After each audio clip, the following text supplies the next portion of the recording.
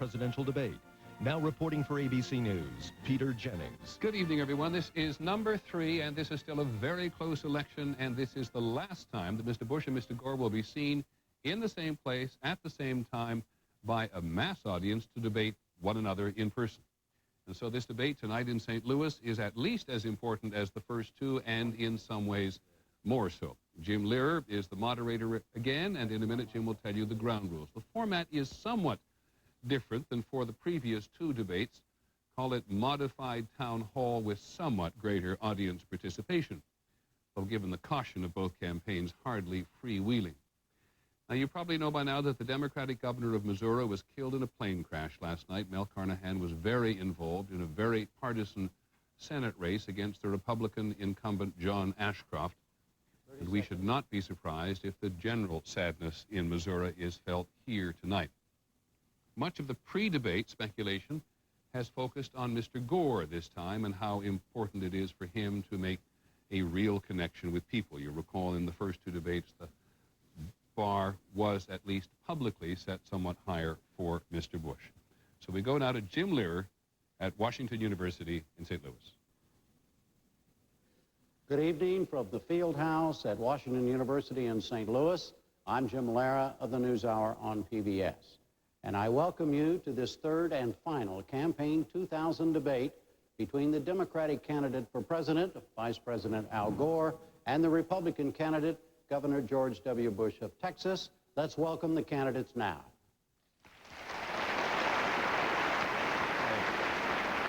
Hey, Jim. How you doing? Good to see you. Good to see you. Good to see you. How you doing? Nice to see you. Governor, welcome. Good to be back. Nice to see you. Howdy. How are you all?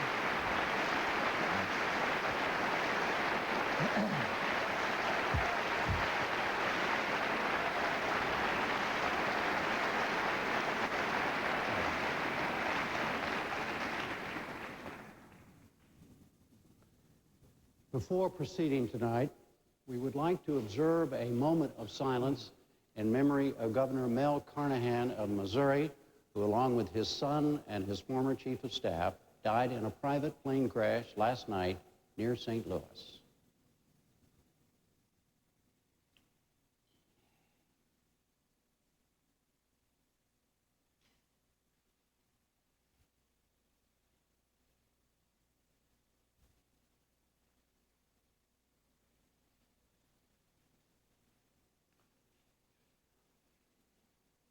A reminder, as we continue now, that these debates are sponsored by the Commission on Presidential Debates. The formats and the rules were worked out by the Commission and the two campaigns. Tonight's questions will be asked by St. Louis area voters who were identified as being uncommitted by the Gallup organization. Earlier today, each of them wrote a question on a small card like this. Those cards were collected and then given to me this afternoon. My job, under the rules of the evening, was to decide the order the questions will be asked and to call on the questioners accordingly. I also had the option of asking follow-ups, which, in order to get to more of the panel's questions, for the record, I plan to do sparingly and mostly for clarifications. The audience participants are bound by the following rule. They shall not ask follow-up questions or otherwise participate in the extended discussion, and the questioner's microphone will be turned off after he or she completes asking the question. Those are the rules. As in Winston-Salem last week, no single answer or response from a candidate can exceed 2 minutes. There is an audience here in the hall, and they have promised to remain absolutely quiet, as did their predecessors this year in Boston, Danville, and Winston-Salem. Before we begin, a correction from last week's debate. I was wrong when I said Vice President Gore's campaign commercials had called Governor Bush a bumbler. That specific charge was made in a press statement by Gore campaign spokesman Mark Fabiani, not in a TV guide. I'm glad you clarified that. In a TV ad. Now, let's go to the first question. Of over the 130 questions we received from this panel, We will begin with one of the 19 on health issues, and it goes to you, Mr. Vice President, and it will be asked by James Hankins. Mr. Hankins? How do you feel about HMOs and insurance companies making the critical decisions that affect people's lives instead of the medical professionals? And why are the HMOs and insurance companies not held accountable for their decisions? Mr. Hankins, I don't feel good about it, and I think we ought to have a patient's Bill of Rights to take the medical decisions away from the HMOs and give them back to the doctors and the nurses. I want to come back and tell you why, but if you will forgive me, I would like to say something right now at the beginning of this debate, following on the moment of silence for Mel Carnahan and Randy Carnahan and Chris Sifford. Tipper and I were good friends with Mel and Randy, and I know that all of us here want to extend our sympathy and condolences to Gene and the family and to the Sifford family. And I'd just like to say that this debate, in a way, is a living tribute to Mel Carnahan, because he loved the vigorous discussion of ideas in our democracy. He was a fantastic governor of Missouri. This state became one of the top 5 in the nation for health care coverage for children under his leadership.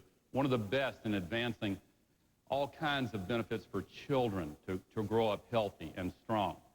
And of course, this debate also takes place at a time when the tragedy of the USS Cole is on our minds and hearts. And insofar as the memorial services tomorrow, I would like to also extend sympathy to the families of those who have died and those who are still missing, and the injured.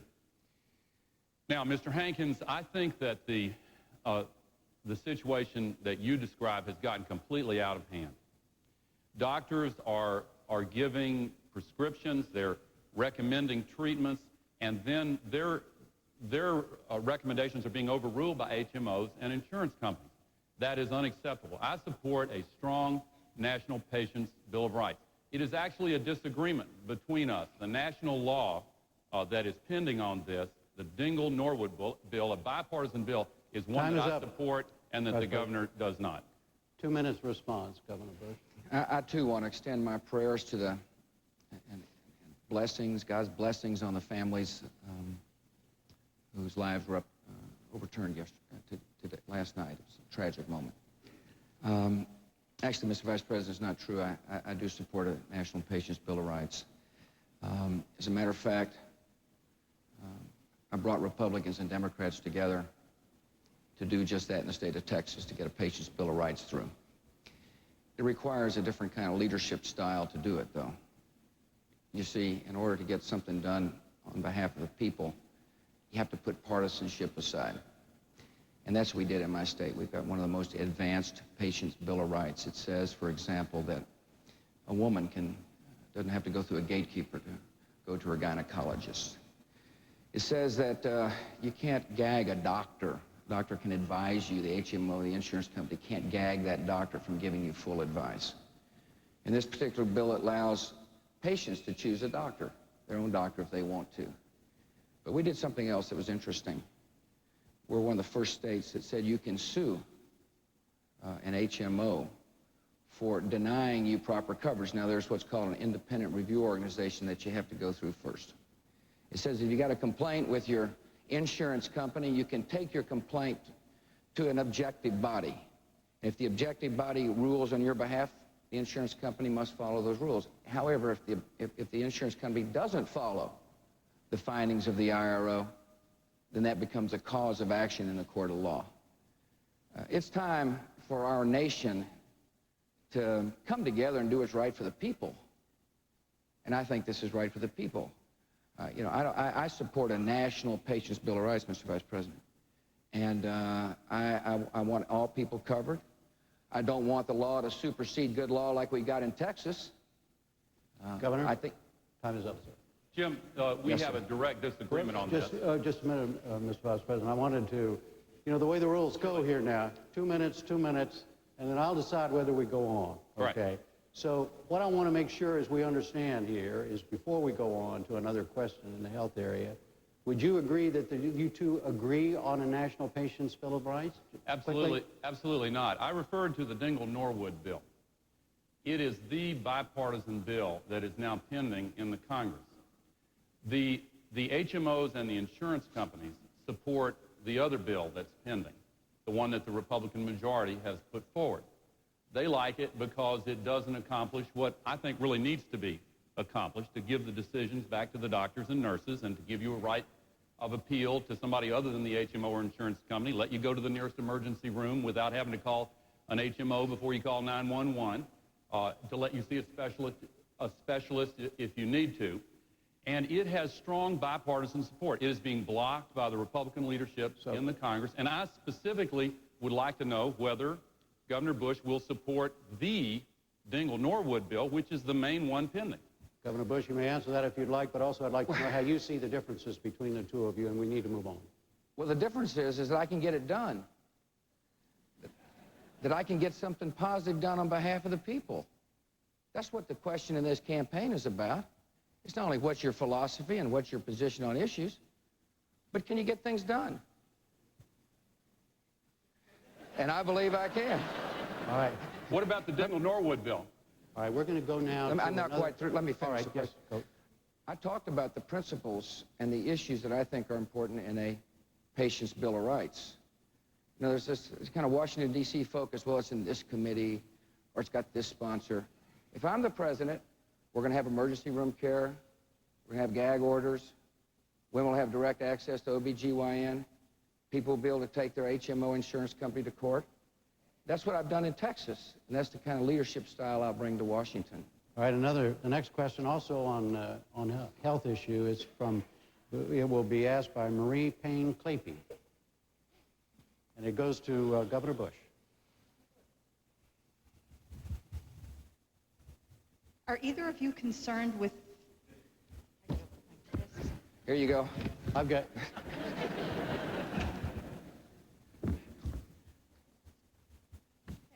Are either of you concerned with finding some feasible way to lower the price of pharmaceutical drugs, such as education on minimizing intake, revamp of the FDA process, or streamline the drug companies' procedures instead of just finding more money to pay for them? Well, that's a great question. I think one of the problems we have, particularly for seniors, is there's no prescription drug coverage in Medicare.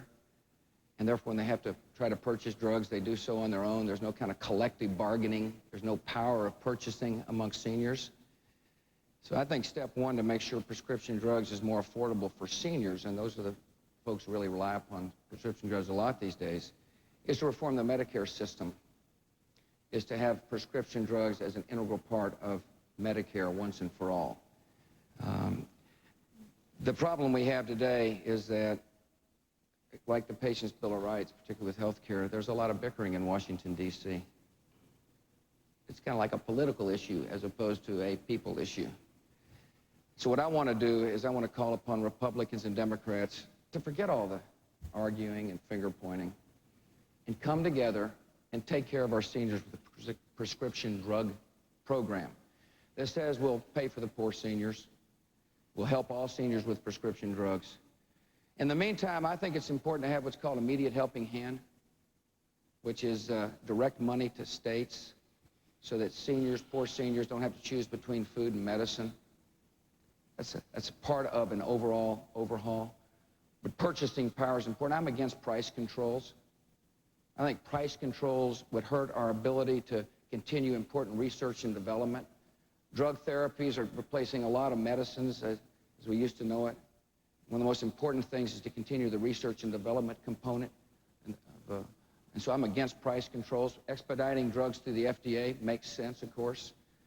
Allowing the new bill that was passed in the Congress made sense to allow for drugs that were sold overseas to come back, in other countries to come back into the United States. That makes sense. But the best thing to do is to reform Medicare. Vice President Gore, 2 minutes. All right, here we go again. Now look, if you want someone who will spend a lot of words describing a whole convoluted process and then end up supporting legislation that is supported by the big drug companies, this is your man. If you want someone who will fight for you and who will fight for the middle-class families and working men and women who are sick and tired of having their parents and grandparents pay higher prices for prescription drugs than anybody else, then I want to fight for you. And you asked a great question, because it's not only seniors. Listen, for 24 years, I have never been afraid to take on the big drug companies. They do some great things. They discover great new cures, and that's great. We want them to continue that. But they are now spending more money on advertising and promotion, you see all these ads, than they are on research and development. And they're trying to artificially extend the monopoly patent protection so they can keep charging these very high prices. I want to streamline the approval of the competing generic drugs and the new kinds of treatments that can compete with them, so that we bring the price down for everybody. Now, briefly, let me tell you how my prescription drug plan works. The governor talked about Medicare. I propose a real prescription drug benefit under Medicare for all seniors. All seniors. And here's how it works. You pick your own doctor, and nobody can take that away from you. The doctor chooses the prescription that you need, and nobody can overrule your doctor. You go to your own pharmacy, and then Medicare pays half the price. If you're poor, they pay all of it. If you have extraordinarily high costs, then they pay all over $4,000 out of pocket. And I'll bring new competition to bring the price down, and if you pass the big drug companies' bill, nothing will happen. All right, another health question. It comes from Vicki French, and it's for you, Vice President Gore. Vicki French, where are you? Oh, there she is. Yes. We spend billions of dollars every year on taxes, or pay billions of dollars in taxes. Would you be open to the idea of a national health care plan for everybody? And if not, why? If so, is this something you would try to implement if you're elected into office, and what would you do to implement this plan? I think that we should move step by step toward universal health coverage, but I am not in favor of government doing it all. We've spent 65 years now on the development of a hybrid system, partly private, partly public. And 85% of our people have health insurance, 15% don't. That adds up to 44 million people. That is a national outrage. We have got to get health coverage for those who do not have it. And we've got to improve the quality for those who do, with a patient's Bill of Rights that's real and that works, the Dingell-Norwood bill. And we have got to fill in the gaps in coverage by finally bringing parity for the treatment of mental illness, because that's been left out. We've got to deal with long-term care. Now, here are the steps that I would take first of all. I will make a commitment to bring health care coverage of high quality that is affordable to every single child in America within 4 years. And then we'll fill other gaps by covering the parents of those children when the family is poor, or up to 2.5 times the poverty rate. I want to give a tax credit for the purchase of individual health insurance plans. I want to give small business employers a tax credit, 25%, to encourage the providing of health insurance for the employees in small businesses. I want to give seniors who are, well, the near elderly, I don't like that term because I'm just about in that category. But those 55 to 65 ought to be able to buy into Medicare for premiums that are reasonable and fair and significantly below what they have to get now. Now, we have a big difference on this. And you need to know the record here.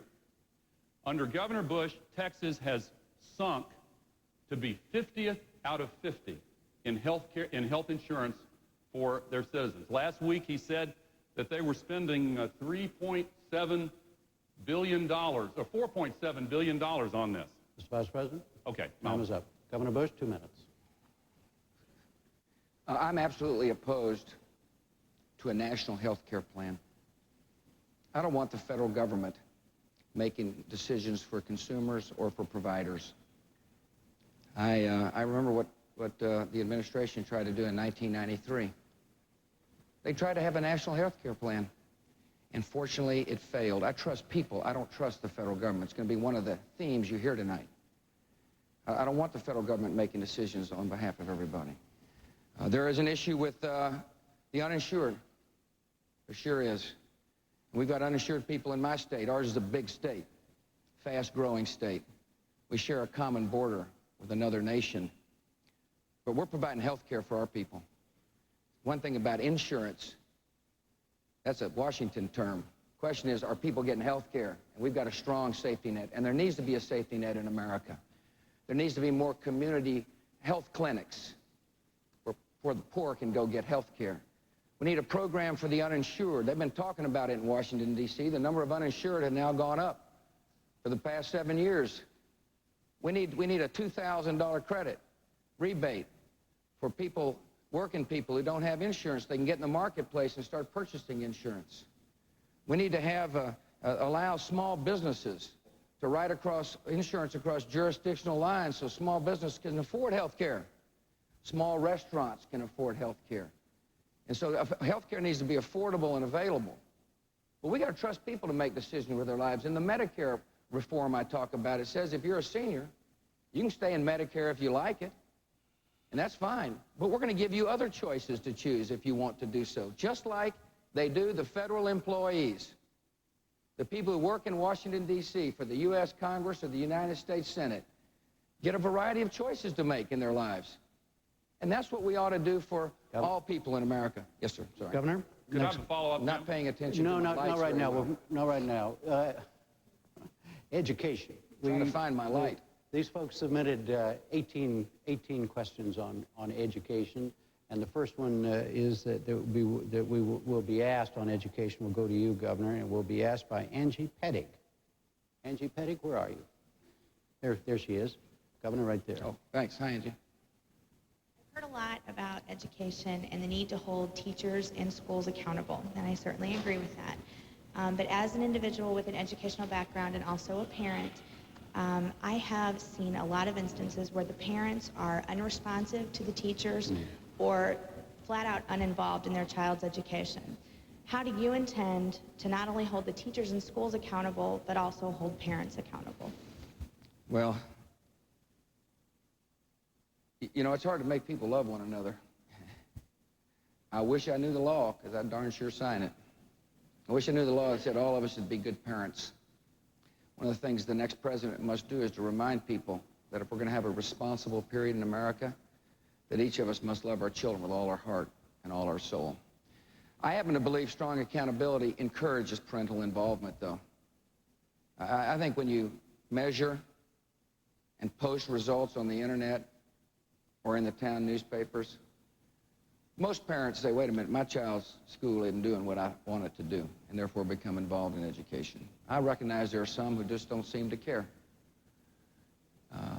But there are a lot of parents who feel like everything is going well in their child's school, and all of a sudden they wake up and realize that, wait a minute, standards aren't being met. That's why I'm so strong for accountability. I believe we ought to measure a lot. 3, 4, 5, 6, 7, 8th grade. We do so in my state of Texas. One of the good things we've done in Texas is we've got strong accountability, because you can't cure unless you know. You can't solve a problem unless you diagnose it. I strongly believe that one of the best things to encourage parental involvement also is to know that the classrooms will be safe and secure.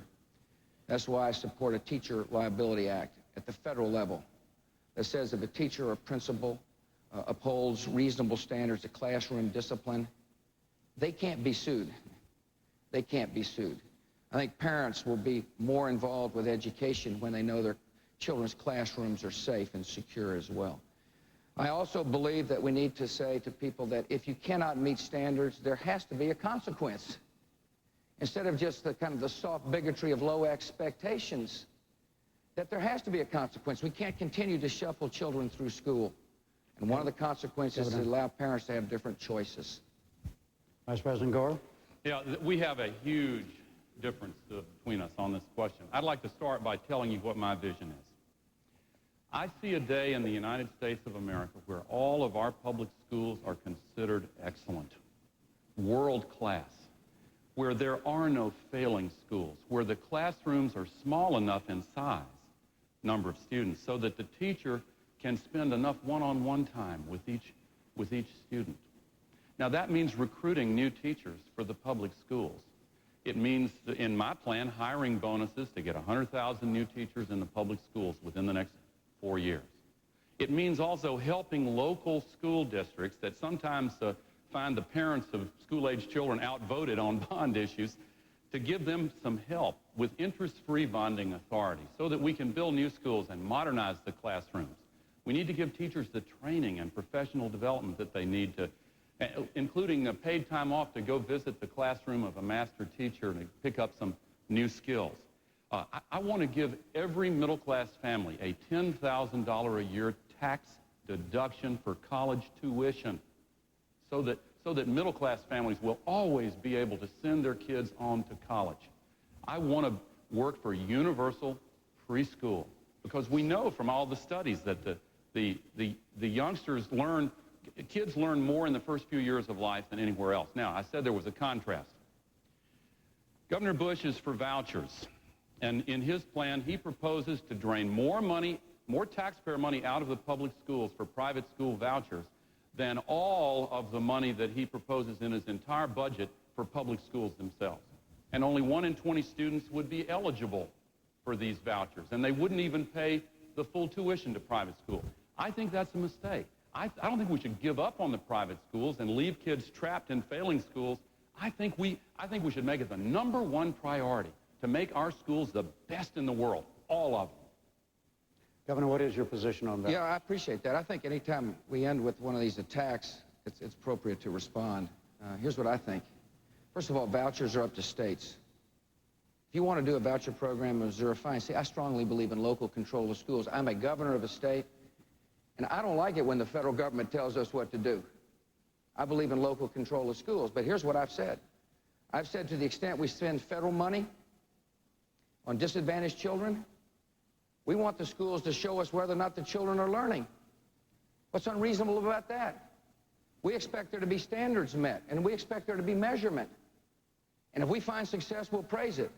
But when we find children trapped in schools that will not change and will not teach, instead of saying, oh, this is okay in America just to shuffle poor kids through schools, there has to be a consequence. And the consequence is that federal portion of federal money will go to the parent. So the parent can go to a tutoring program or another public school or another private school or a private school. You see, there has to be a consequence. We've got a society that says, hey, the status quo is fine, just move them through. Right. And guess who suffers? What is the harm on voucher? What's the other side on voucher? Well, the program that he's proposing is not the one that he just described.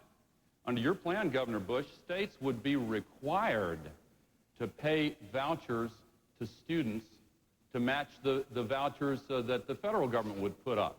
Now, the way it would happen is that under his plan, if a school was designated as failing, the kids would be trapped there for another 3 years, and then some of them would get federal vouchers, and the state would be forced to match that money.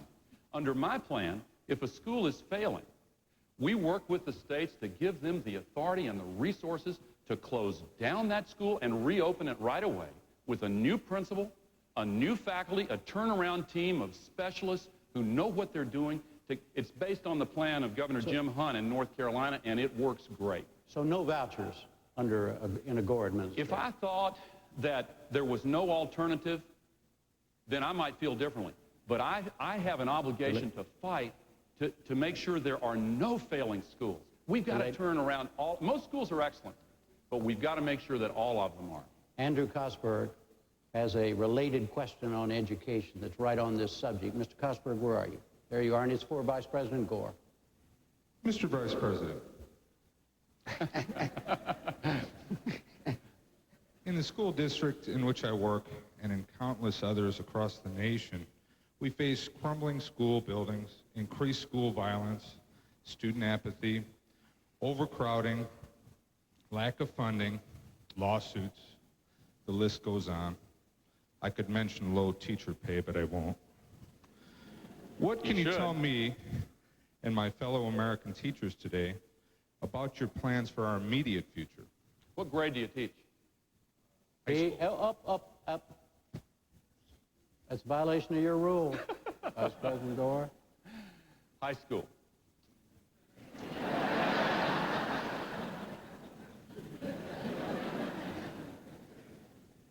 I mentioned before that the local communities are having a harder time passing bond issues. Traditionally, if you've been involved in a campaign like that, you know that the parents with kids in school are the ones that turn out and vote. It's ironic that there's now a smaller percentage of the voters made up of parents with children than ever in American history because of the aging of our population. But at the same time, we've got the largest generation of students in public schools ever. More than 90% of America's children go to public schools. And it's the largest number ever this year, and they'll break the record next year and every year for 10 years running. We've got to do something about this. And it's not enough to leave it up to the local school districts. They're not able to do it, and our future depends upon it. Look, we're in an information age. Our economic future depends upon whether or not our children are going to get the kind of education that lets them go on to college. And again, I want to make it possible for all middle-class families to send their kids to college, and more Pell Grants for those who are in the lower income groups also. And then I want to make sure that we have job training on top of that and lifelong learning. But it all starts with the public school teachers. My proposal gives $10,000 hiring bonuses for those teachers who get certified to teach in the areas where they're most needed. Now, accountability, we basically agree on accountability. My plan requires testing of all students. It also requires something that Governor Bush's plan doesn't. It requires testing of all new teachers, including in the subjects that they teach. We have to start treating teachers like the professionals that they are and give them the respect and the kind of quality of life that will draw more people into teaching, because we need a lot more teachers. Governor Bush, 2 minutes. When you total up all the federal spending he wants to do, it's the largest increase in federal spending in years. And there's just not going to be enough money. I have been a governor of a big state. I've made education my #1 priority. That's what governors ought to do. They ought to say, this is the most important thing we do as a state. The federal government puts about 6% of the money up. They put about, 60% of the strings where you got to fill out paperwork. I don't know if you have to be a paperwork filler-outer, but most of it's because of the federal government. What I want to do is to send flexibility and authority to the local folks so you can choose what to do with the money. One size does not fit all. I'd worry about federalizing education if I were you. I believe strongly that the federal government can help. We need to fund Head Start. We need to have accountability. The Vice President's plan does not have annual accountability. 3rd grade, 4th grade, 5th grade. We need to demand on results. I believe strongly in a Teacher Protection Act, like I mentioned. I hear from teachers all the time about the lawsuits and the threats, respect in the classroom. Part of it's because you can't control the classroom. You can't have a consequence for somebody without fear of getting sued under federal law. So I'm going to ask the Congress to pass a Teacher Protection Act. So I believe in flexibility.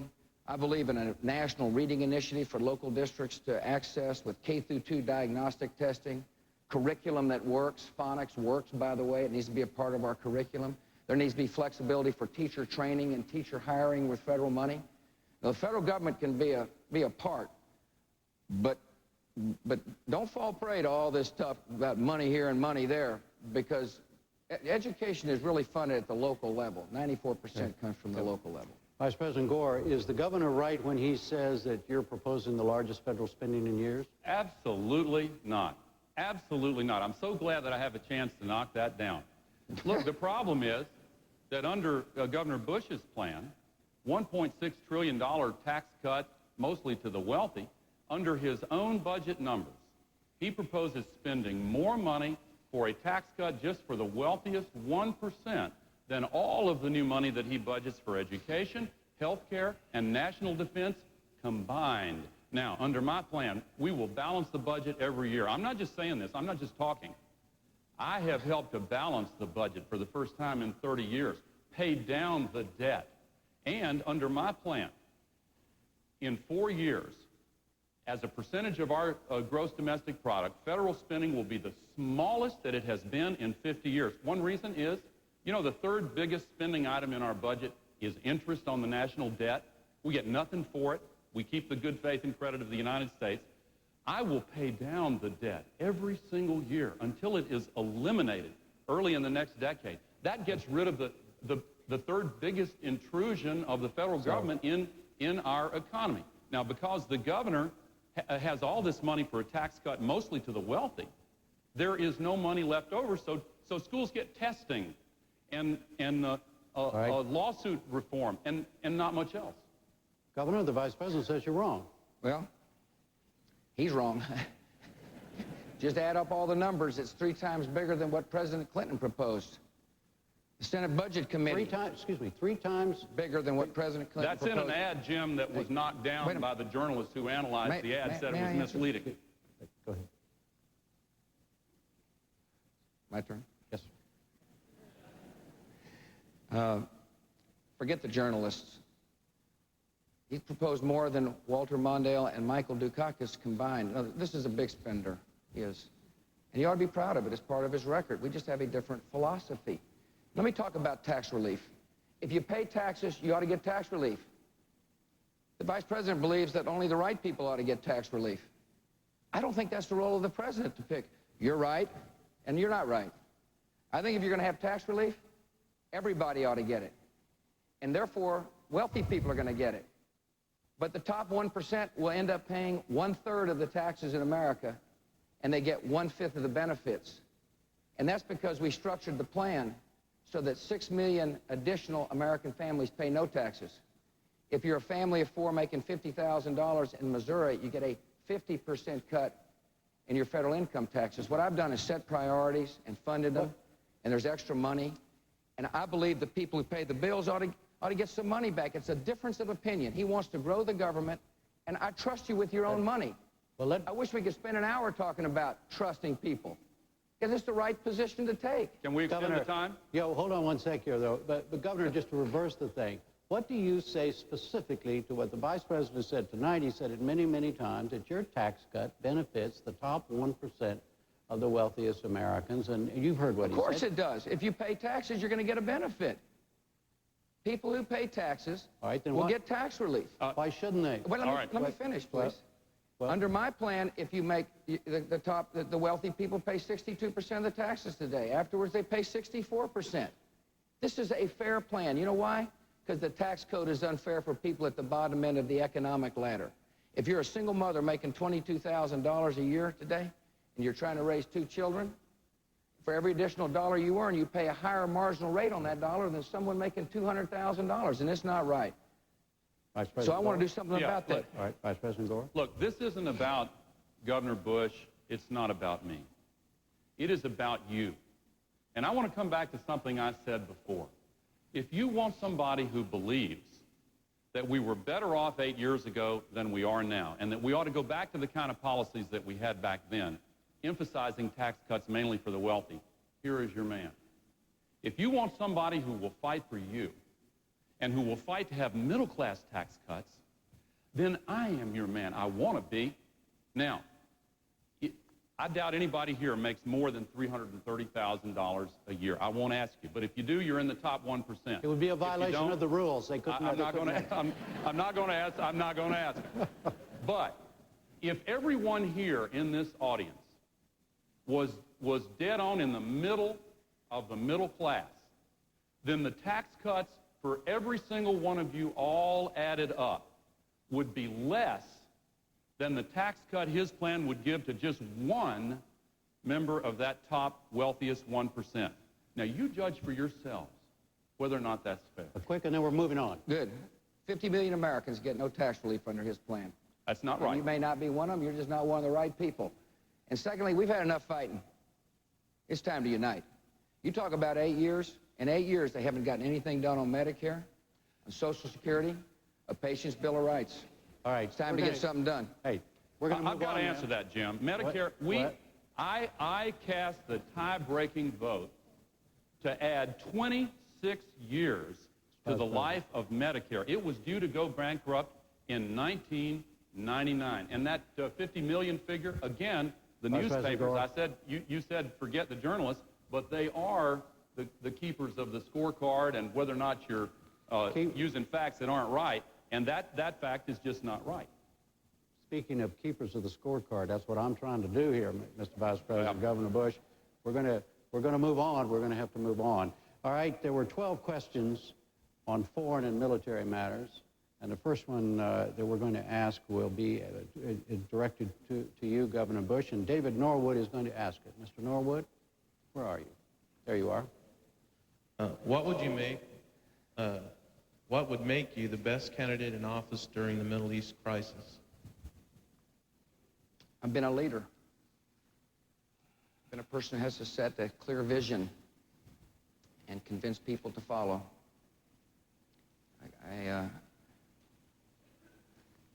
I got a strategy for the Middle East. And first, let me say that our nation now needs to speak with one voice during this time, and I applaud the President for working hard to diffuse tensions. Our nation needs to be credible and strong. When we say we're somebody's friend, everybody's got to believe it. Israel's our friend, and we'll stand by Israel. We need to reach out to modern Arab nations as well, to build coalitions to keep the peace. I also need to, the next leader needs to be patient. We can't put the Middle East peace process on our timetable. It's got to be on the timetable of the people that we're trying to bring to the peace table. We can't dictate the terms of peace, which means you have to be steady. You can't worry about polls or focus groups. You've got to have a clear vision. That's what a leader does. A leader also understands that the United States must be strong to keep the peace. Saddam Hussein still is a threat in the Middle East. Our coalition against Saddam is unraveling. Sanctions are loosened. He's a man who may be developing weapons of mass destruction. We don't know because inspectors aren't in. So to answer your question, requires a clear vision, willingness to stand by our friends, and the credibility for people, both friend and foe, to understand when America says something, we mean it. Vice President Gore?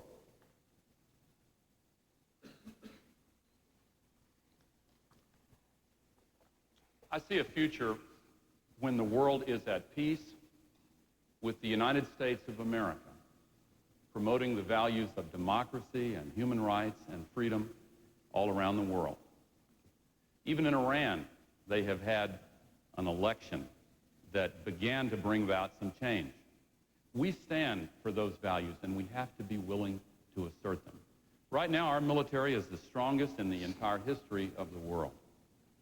I pledge to you, I will do whatever is necessary to make sure that it stays that way. Now, what can I bring to that challenge? When I was a young man, my father was a senator opposed to the Vietnam War. When I graduated from college, there were plenty of fancy ways to get out of going and being a part of that. I went and I volunteered, and I went to Vietnam. I didn't do the most or run the gravest risk by a long shot, but I learned what it was like to be an enlisted man in the United States Army. In the Congress, in the House of Representatives, I served on the House Intelligence Committee, and I worked hard to learn the subject of nuclear arms control and how we can defuse these tensions and deal with non-proliferation and deal with the problems of terrorism and these new weapons of mass destruction. Look, we're going to face some serious new challenges in the next 4 years. I've worked on that long and hard. When I went to the United States Senate, I asked for an assignment to the Armed Services Committee. And while I was there, I worked on a bipartisan basis, as I did in the House. I worked with former President Reagan on the modernization of our strategic weaponry. In the Senate, I was one of only 10 Democrats, along with Senator Joe Lieberman, to support Governor Bush's dad in the Persian Gulf War resolution. And for the last 8 years, I've served on the National Security Council. Could I say just one other thing here? No, sir. We'll get back. The next question is to you. And fine, I'll wait. It's a related question. It's going to be asked by Kenneth Allen. Mr. Allen? I think that he gets oh, I'm sorry, you're right. Go ahead. Mr. Allen, right there. President, today our military forces are stretched thinner and doing more than they've ever done before during peacetime. I'd like to know I think we'd all like to know what you as president would do to ensure proper resourcing for the current mission and or more selectively choosing the time and place that our forces will be used around the world. Thank you, sir. Just to finish briefly, I started to say that for the last 8 years I've been on the National Security Council, and last week I suspended campaigning for 2 days or parts of 2 days to go back and participate in the meetings that charted the President's summit meeting that he just returned from earlier today. And our country's team over there did a great job. It's a difficult situation. The United States has to be strong in order to make sure that we can help promote peace and security and stability. And that means keeping our military strong. Now, I said earlier that we are the strongest military, but we need to continue improving readiness and making sure that our military personnel are adequately paid and that the combination of their pay and their benefits and their retirement as veterans is comparable to the stiff competition that's coming in this strong economy from the private sector. And I have supported the largest pay raise in many a year, and I support another one now. I also support modernization of our strategic and tactical weaponry. The governor's proposed skipping a generation of technology. I think that would be a mistake, because I think one of the ways we've been able to be so successful in Kosovo and Bosnia and Haiti and in other places is by having the technological edge. You know, we won that conflict in Kosovo without losing a single human life in combat, a single American life in combat. Now, readiness. The trends before I got my current job were on the decline. The number of divisions were reduced. I argued that we should reverse that trend and take it back up. And I'm happy to tell you that we have. Now, in my budget for the next 10 years, I propose $100 billion for this purpose. The governor proposes $45 billion. I propose more than twice as much because I think it's needed. Governor Bush, 2 minutes. If this were a spending contest, I'd come in second. I readily admit I'm not going to grow the size of the federal government like he is. Your question was deployment. It must be in the national interests, it must be in our vital interests whether we ever send troops. The mission must be clear. Soldiers must understand why we're going. The force must be strong enough so that the mission can be accomplished. And the exit strategy needs to be well defined. I'm concerned that we're over-deployed around the world. See, I think the mission has somewhat become fuzzy. Should I be fortunate enough to earn your confidence? The mission of the United States military will be to be prepared and ready to fight and win war, and therefore prevent war from happening in the first place. There may be some moments when we use our troops as peacekeepers, but not often.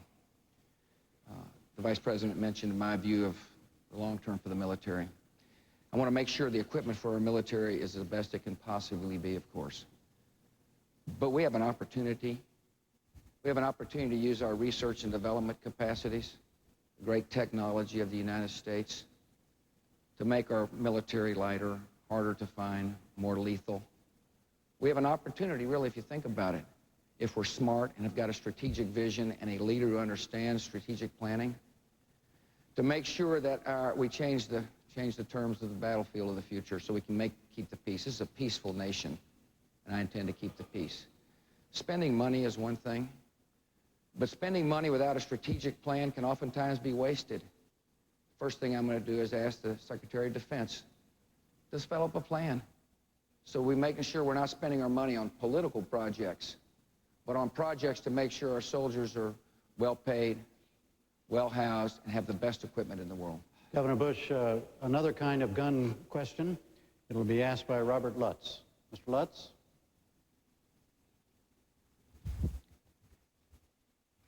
Governor Bush.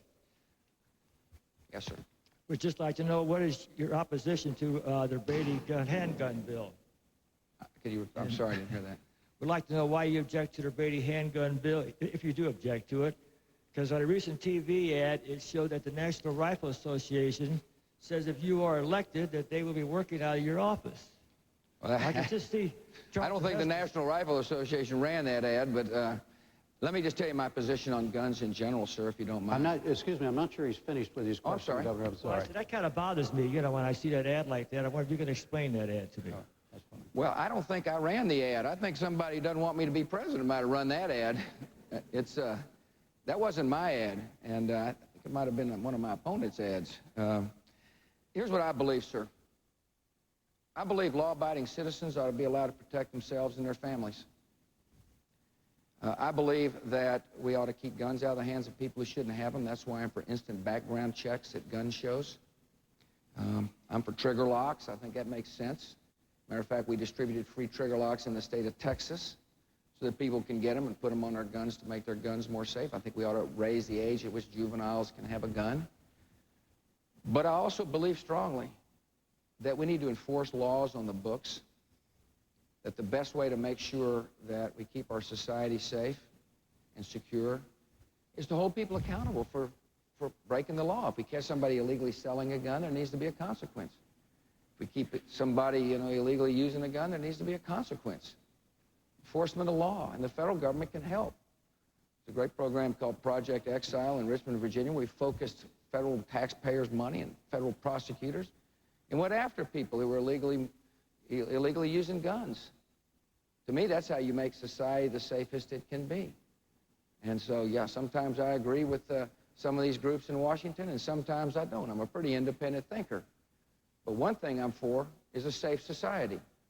And I'm for enforcing laws on the books, and that's what's going to happen should I earn your confidence. Vice President Gore? Well, it was not one of my ads either, Governor. But I am familiar with the statement, and it was made by one of the top-ranking officials of that organization. Let me tell you my position. I think that some common-sense gun safety measures are certainly needed with the flood of cheap handguns that have sometimes been working their way into the hands of the wrong people. But all of my proposals are focused on that problem, gun safety. None of my proposals would have any effect on hunters or sportsmen or people who use rifles. They are aimed at the real problem. Let's make our schools safe. Let's make our neighborhoods safe.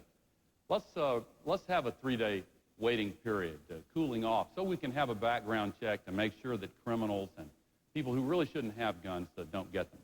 But I'd like to use my remaining time on this exchange, Jim, to respond to an exchange that took place just a moment ago, because a couple of times the governor has said that I am for a bigger government. Governor, I'm not. And let me tell you what the record shows. For the last 8 years, I have had the challenge of running the streamlining program called Reinventing Government. And if there are any federal employees in this group, you know what that means. The federal government has been reduced in size by more than 300,000 people. And it's now the smallest number that we have had since, the smallest in size since John Kennedy's administration. During the last 5 years, Texas's government has gone up in size. Federal government has gone down. Texas's government has gone up. Now, my plan for the future, I see a time when we have smaller, smarter government where you don't have to wait in line because you can get services online. Cheaper, better, faster. We can do that. Steve Luker has a question, and it is for Vice President Gore. Mr. Luker? There you are. Vice President Gore, the family farms are disappearing and having a hard time, even in the current positive economic environment. What steps would you or your administration take on agricultural policy developments to protect the family farms for this multifunctional service they perform? We've got a bumper crop this year, but that's the good news. You know what the bad news is that follows on that. The prices are low. In the last several years, the so-called freedom to farm law has, in my view, been mostly a failure. I want to change many of its provisions. Now, many here who are not involved in farming won't follow this, so just forgive me, because The 2% of the country that is involved in farming is important because the rest of us wouldn't eat except for them. And you guys have been having a hard time, and I want to fight for you. I want to change those provisions. I want to restore a meaningful safety net. And I think that you pointed the way in your comments, because when you say there are multiple things accomplished by farmers, you're specifically including conservation and protection of the environment. And yes, farmers are the first environmentalists. And when they decide not to plow a field that is vulnerable to soil erosion, that may cost them a little money, but it helps the environment. I think that we ought to have an expanded conservation reserve program. And I think that the environmental benefits that come from sound management of the land ought to represent a new way for farmers to get some income that will enable you to make sensible choices in crop rotation and when you leave the land fallow and the rest. Now, I'll go beyond that and say I think we need much more focused rural economic development programs. I see a time when the internet-based activities are more available in the rural areas and where the extra source of income that farm families used to have from shoe factories is replaced by an extra source of income from working in the information economy. So we need to do a lot of things, but we ought to start with a better safety net. Governor Bush, 2 minutes.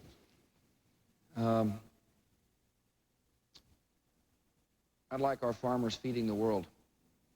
We're the best producers in the world, and I want the farmers feeding the world. We need to open up markets. Exports are down, and every time an export number goes down, it hurts the farmer. I want the next president to have fast-track negotiating authority to open up markets around the world. We're the best. We're the most efficient farmers. I don't want to use food as a diplomatic weapon from this point forward. We shouldn't be using food. It hurts the farmers. It's not the right thing to do. I'm for value-added processing. We need to do more work on value-added processing. You should take the raw product you produce, I presume you're a farmer, off your farm, and convert it. I think value-added processing is important. I'm for research and development, spending research and development money so that we can use our technological base to figure out new uses for farm products. I'm for getting rid of the death tax, completely getting rid of the death tax. One reason family farmers are forced to sell early is because of the death tax. This is a bad tax. The president shouldn't have vetoed that bill. It's a tax that taxes people twice. It penalizes the family farmer. So should I be fortunate enough to earn your vote? I also understand that I'm going to open up markets, but I also understand that farming is a part of our national security. I'm from a big farm state with the second biggest state, farming state in the country, and I hear from my farmers friends all the time. Vice President's right. By the way, every day's Earth Day if you own the land, and I like the policies that will encourage farmers to set aside land as well for conservation purposes. Thank you. A quick thing on the inheritance tax. There is a difference between the two of you on this. Vice President Gore? Yeah, I'm for a massive reform of the estate tax or the death tax. Okay. And under the plan that I've proposed, 80% of all family farms will be completely exempt from the estate tax. And the vast majority of all family businesses would be completely exempt, and all of the others would have sharply reduced. So 80%. Now, the problem with completely eliminating it goes back to the wealthiest 1%.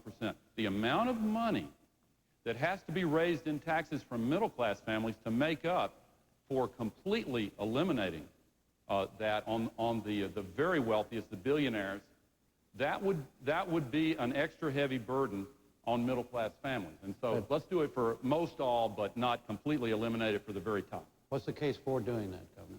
Eliminating the death tax? Completely, for everybody. Because people shouldn't be taxed twice on their assets. It's either unfair for some or unfair for all. Again, this is just a difference of opinion. If you're from Washington, you want to pick and choose winners. I don't think that's the role of the president. I think if you're going to have tax relief, everybody benefits. Secondly, I think your plan, there's a lot of fine print in your plan, Mr. Vice President, in all due respect. It is, I'm not so sure 80% of the people get the death tax. I know this, 100% will get it if I'm the president. I just don't think it's fair to tax people's assets twice, regardless of your status. It's a fairness issue. It's an issue of principle, not politics. New issue. And the question will be asked by Joyce Kleemer of Governor Bush. Joyce Kleemer, there you go. Hi, Joyce. Yes, hi, Governor. I'm very concerned about the morality of our country now. TV, movies, the music that our children are barraged with every day. And I want to know if there's anything that can be worked out with the Hollywood or whoever to help get rid of some of this bad language and the whatever. It's just bringing the country down. And our children are very important to us, and we're concerned about their education at school. We should be concerned about their education at home also. Yeah.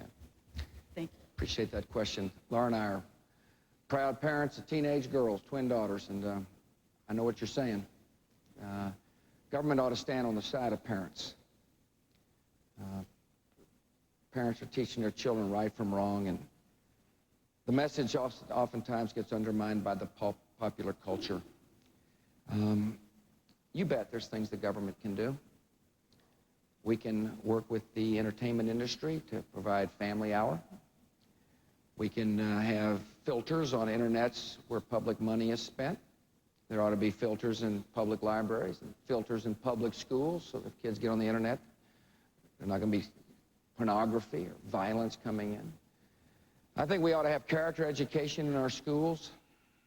I know that doesn't directly talk about Hollywood, but it does reinforce the values you're teaching. I greatly expand character education funding so that public schools will teach children values which have stood the test of time.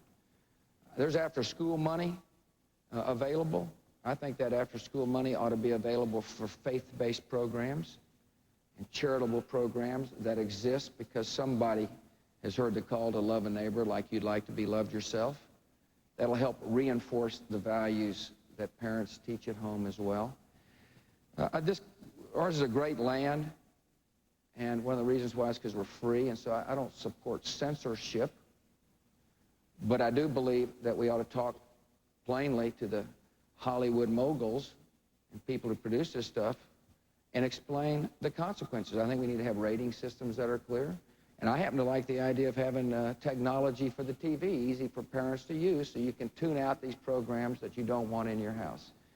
But I'm going to remind mothers and dads, the best weapon is the off-on button and paying attention to your children and eating dinner with them and being, I'm sorry. That's right. It's on my peroration. Yeah. It's my turn. Vice President Gore. I care a lot about this. It's not just movies. Television, video games, music, the internet. Parents now feel like you have to compete with the mass culture in order to raise your kids with the values that you want them to have. Tipper and I have 4 children, and God bless them, every one of them decided on their own to come here this evening. I don't want to embarrass our oldest daughter. She and her husband made us grandparents almost a year and a half ago. And yet, if she'll forgive me, when she was little, she brought a record home that had some awful lyrics in it. And Tipper hit the ceiling. And that launched a campaign to try to get the record companies to put ratings that, warning labels for parents. And I'm so proud of what she accomplished in getting them on there. I've been involved myself in negotiating and in helping to move along the negotiations with the internet service providers to get a parents protection page every time 95% of the pages come up, and a feature that allows parents to automatically check with one click what sites your kids have visited lately. You know, some parents are worried about those filters that you'll have to ask your kids how to put them on there.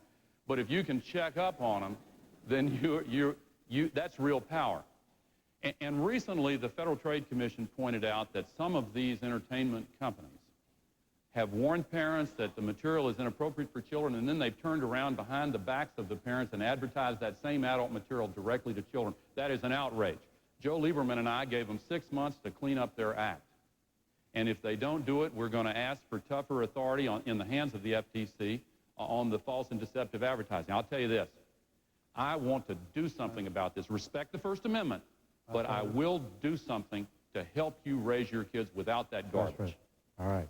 Vice President Gore, the next question is for you, and it will be asked by Stephen Koosman. Mr. Koosman, where are you, sir? Right behind me as well. There we go. Right next to the last. Yeah, got it. Good planning. It seems that when we hear about issues of this campaign, it's usually Medicare, Social Security, or prescription drugs. As a college professor, I hear a lot of apathy amongst young people who feel that there are no issues directed to them. And they don't plan to vote. How do you address that? We've got to change it. I spend a good deal of time talking to young people, and in my standard speech out there on the stump, I usually end my speech by saying, I want to ask you for something, and I want to direct it especially to the young people in the audience. And I want to tell you what I tell them.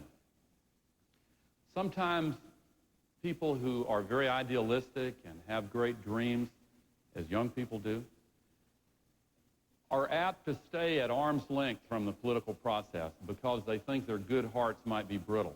And if they invest their hopes and allow themselves to believe, then they're going to be let down and disappointed. But thank goodness we've always had enough people who have been willing in every generation to push past the fear of a broken heart and become deeply involved in forming a more perfect union. We're America, and we believe in our future, and we know we have the ability to shape our future. Now, we've got to address one of the biggest threats to our democracy, and that is the current campaign financing system. And I know they say it doesn't rank anywhere on the polls. I don't believe that's a fair measure. I'm telling you, I will make the McCain-Feingold campaign finance reform bill the very first measure that I send to the Congress as president. Governor Bush opposes it. I wish that he would consider changing his mind on that, because I think that the special interests have too much power, and we need to give our democracy back to the American people. Let me tell you why. Those issues you mentioned, Social Security, prescription drugs, the big drug companies are against the prescription drug proposal that I've made. The HMOs are against the patients' rights bill, the Dingell-Norwood bill that I support and that Governor Bush does not support. The big oil companies are against the measures to get more energy independence and renewable fuels. They ought to have their voices heard, but they shouldn't have a big megaphone that drowns out the American people. We need campaign finance reform, and we need to shoot straight with young and old alike and tell them what the real choices are. And we can renew and rekindle the American spirit and make our future what our founders dreamed it could be. We can. Right. Governor Bush, 2 minutes. I'll tell you what I hear. A lot of people are sick and tired of the bitterness in Washington, D.C., and therefore they don't want any part of politics. They look at Washington and see people pointing fingers and casting blame and saying one thing and doing another. There's a lot of young folks saying, you know, why do I want to be involved with this mess? And what I think needs to happen in order to encourage the young to become involved is to shoot straight, is to set aside the partisan differences and set an agenda that will make sense. Medicare, I know you talked about it, but Medicare is relevant for all of us, young and old alike. We better get it right now. Tax reform is relevant for old and young alike. I don't think it's the issues that turn kids off. I think it's the tone. I think it's the attitude. I think it's a cynicism in Washington, and it doesn't have to be that way. Before I decided to run, I had to resolve 2 issues in my mind. One, could our family endure all this business? And I came to the conclusion that our love was strong enough to be able to do it. And the other was, could an administration change the tone in Washington, D.C.? And I believe the answer is yes. Otherwise, I wouldn't be asking for your vote. That's what happened in Texas. We worked together. There's a man here in this audience named Hugo Berlanga. He's the chairman of the Health Committee. He came here for a reason, to tout our record on health in Texas. He's a Democrat. I didn't care whether you're a Republican or Democrat. What I cared about is could we work together? That's what Washington, D.C. needs. And finally, sir, to answer your question, it needs somebody in office who'll tell the truth. That's the best way to get people back in the system. Governor Bush, Norma Kirby has the next question, and it's for you. Norma Kirby, Okay. where are you? Hi, Norma. Hi. How will your administration address diversity, inclusiveness, and what role will affirmative action play in your overall plan? I've had a record of bringing people from all walks of life into my administration, and my administration is better off for it in Texas. I'm going to find people that want to serve their country. But I want a diverse administration. I think it's important. I've worked hard in the state of Texas to make sure our institutions reflect the state with good, smart policy. Policy that rejects quotas. I don't like quotas. Quotas tend to pit one group of people against another.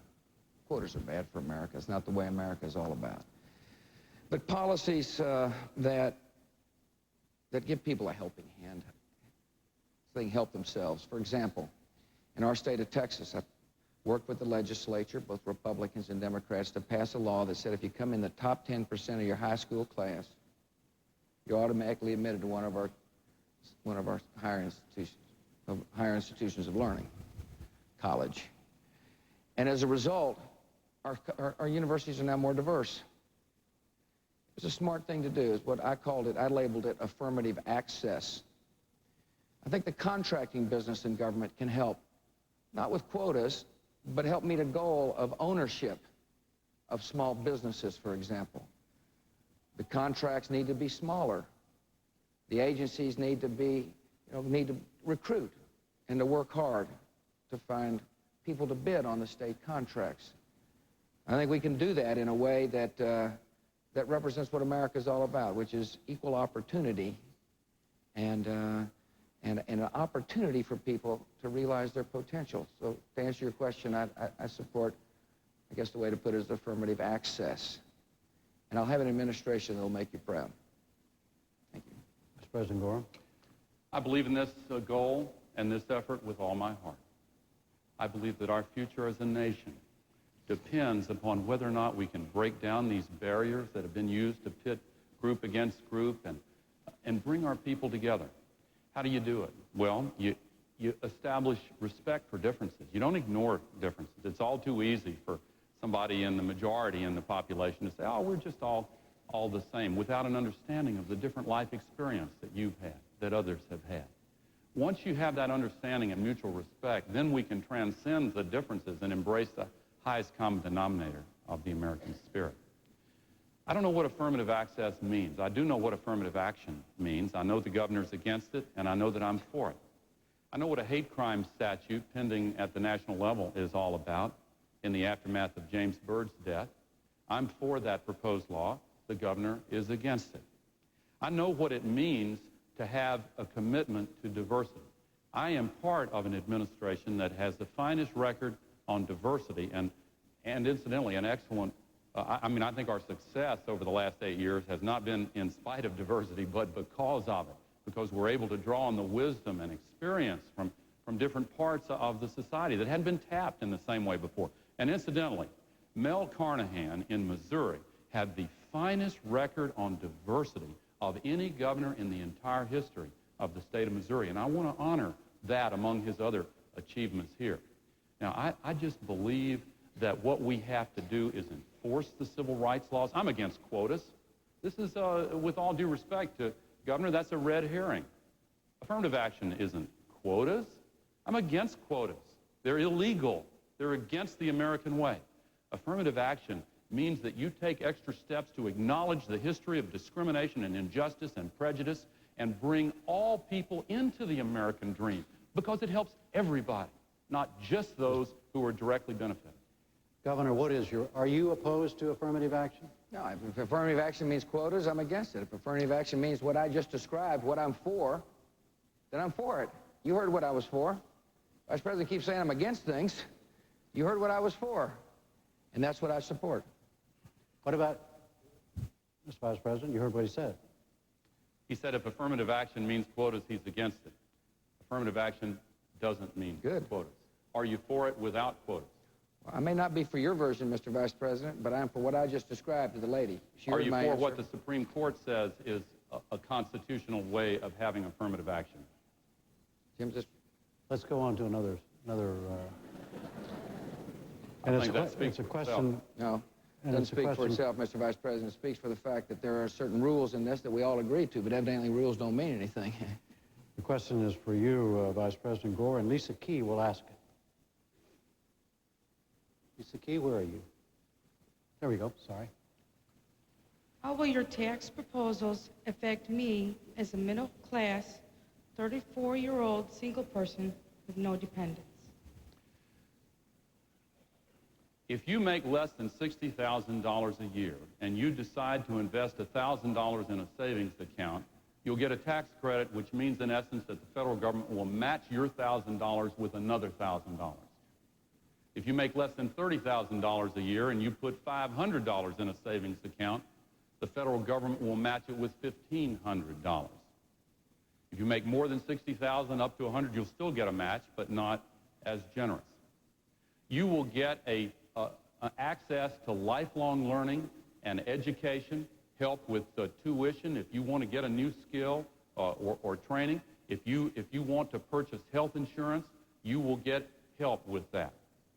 If you want to participate in some of the dynamic changes that are going on in our country, you will get specific help in doing that. If you are part of the bottom 20% or so of wage earners, then you will get an expanded earned income tax credit. Now, the tax relief that I propose is directed specifically at middle-income individuals and families. And if you have an elderly parent or grandparent who needs long-term care, then you will get help with that. $3,000 tax credit to help your expenses in taking care of a loved one who needs long-term care. Governor Bush? Right. Let me just say, this business about kind of the entitlement he tried to describe about savings, matching savings here and matching savings there, if fully funded, is going to cost a whole lot of money, a lot more than we have. You're going to get tax relief under my plan. You're not going to be targeted in or targeted out. Everybody who pays taxes is going to get tax relief. If you take care of an elderly in your home, you're going to get the personal exemption increased. I think also what you need to think about is not the immediate, but what about Medicare? You get a plan that will include prescription drugs, a plan that will give you options. Now, I hope people understand that Medicare today is important, but it doesn't keep up with the new medicines. If you're a Medicare person, on Medicare, you don't get the new procedures. You're stuck in a time warp in many ways. So it'll be a modern Medicare system that trusts you to make a variety of options for you. You're going to live in a peaceful world. It'll be a world of peace because we're going to have a clear-sighted foreign policy based upon a strong military and a mission that stands by our friends, a mission that doesn't try to be all things to all people, a judicious use of the military which will help keep the peace. You'll be in a world, hopefully, that's more educated, so it's less likely you'll be harmed in your neighborhood. See, an educated child is one much more likely to be hopeful and optimistic. You'll be in a world in which fits into my philosophy. You know, the harder you work, the more you can keep. It's the American way. Government shouldn't be a heavy hand. That's what the federal government does to you. It should be a helping hand. And tax relief and the proposals I just described should be a good helping hand. Governor, next question is for you, and Leo Anderson will ask it. Mr. Anderson. Leo? What? You want a mic? In one of the last debates held, the subject of capital punishment came up. And in your response to the question, you seem overly enjoyed, as a matter of fact, proud that Texas led the nation in execution of prisoners. Sir, did I misread your response? And are you really, really proud of the fact that Texas is #1 in executions? No, I'm not proud of that. Death penalty is very serious business, Leo. It's an issue that good people obviously disagree on. I take my job seriously. And if you think I was proud of it, I think you misread me. I do. I was sworn to uphold the laws of my state. During the course of the campaign in 1994, I was asked, do you support the death penalty? I said I did, if administered fairly and justly, because I believe it saves lives. You know, I do. I think if it's administered swiftly, justly, and fairly, it saves lives. One of the things that happens when you're a governor, at least oftentimes you have to make tough decisions. You can't let public persuasion sway you because the job is to enforce the law. And that's what I did, sir. There's been some tough cases come across my desk. Some of the hardest moments since I've been the governor of the state of Texas is to deal with those cases. But my job is to ask two questions, sir. Is the person guilty of the crime? And did the person have full access to the courts of law? And I can tell you, looking at you right now, in all cases, those answers were affirmative. I'm not proud of any record. I'm proud of the fact that violent crime is down in the state of Texas. I'm proud of the fact that we hold people accountable. But I'm not proud of any record, sir. I'm not. Vice President Gore? I support the death penalty. I think that it has to be administered not only fairly with attention to things like DNA evidence, which I think should be used in all capital cases, but also with very careful attention. If, for example, somebody confesses to the crime and somebody's waiting on death row, there has to be alertness to say, wait a minute, have we got the wrong guy? If the wrong guy is put to death, then that's a double tragedy.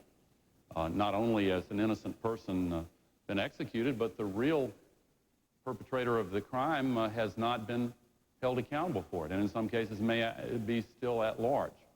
But I support the death penalty in the most heinous cases.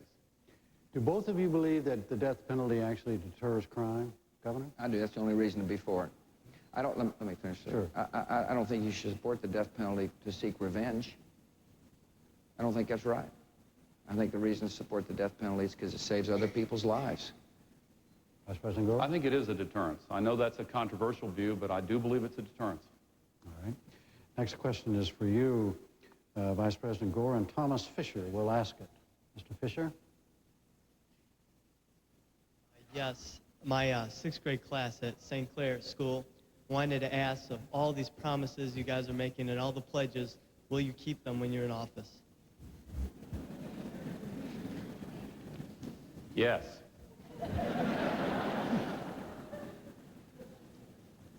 I am a person who keeps promises.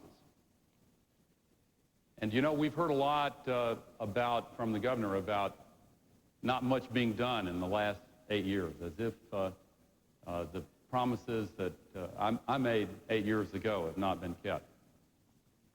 I think the record shows otherwise. We have gone from the biggest deficits 8 years ago to the biggest surpluses in history today.